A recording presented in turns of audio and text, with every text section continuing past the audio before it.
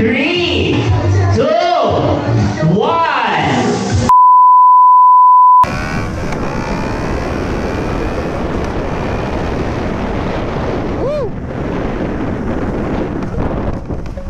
For today's video mga brad, padung ta sa Salinas Drive sa Lahog kay attend ta sa opening sa Ropali Classic Cebu.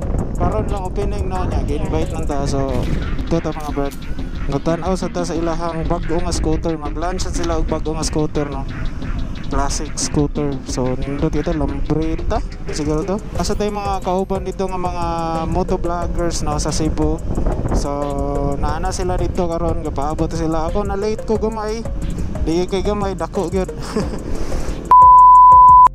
Alright, so dool na ta mga brad. Asa ta parking ani ron ngano nagpaulahi ta.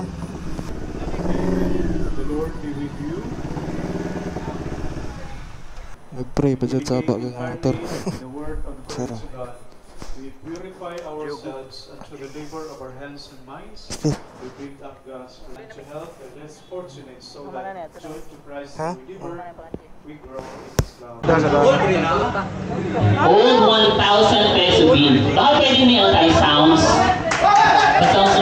Also sa country funders, para alam lang po ng lahat, meron tayong mga partner po to assist our idol. Thank you very much. JGU sir, thank you. Also sa Ropali team po namin, andyan yung headed by our area manager, tapos mga managers. Papasalamat kami from Vespa, Life, Cup Group, then Panarea. Actually sila yung magkaka-head to head, no? Na magkakalaban sa modern classic industry. Pero sir, si Ropali Classics ang represent namin.